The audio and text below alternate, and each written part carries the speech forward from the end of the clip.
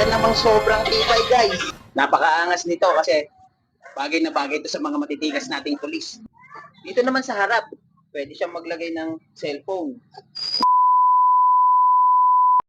Uy, pre, andiyan ka pala. Uy, ikaw pala. Ang ganda ng bag mo ah. Ito ba? Ganda, no? Ito nga pala ang Uno Takbag na gawa ng Scion Tactical. Napakaangas nito kasi bagay na bagay ito sa mga matitigas nating pulis.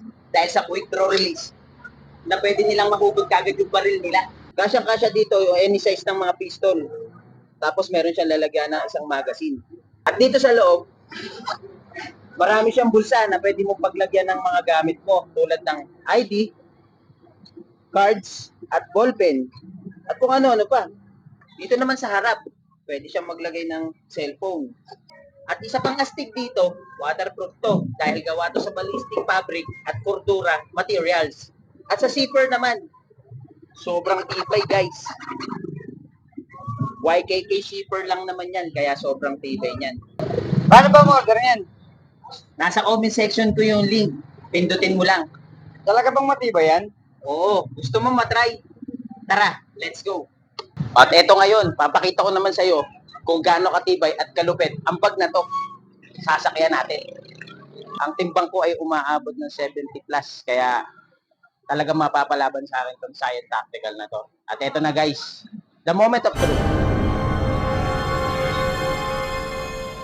Talaga namang sobrang tibay guys.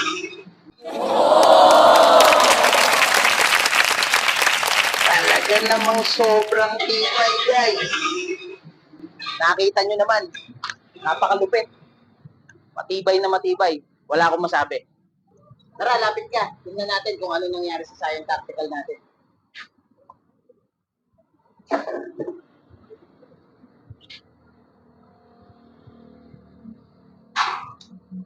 Ito, pakita ko sa'yo. Ayan yung binitinan ko guys. Wala man lang nangyari. Wala man lang kagalos-galos. Di ba ayos? Oh, nakita mo na kung gaano kalupit ang Scion?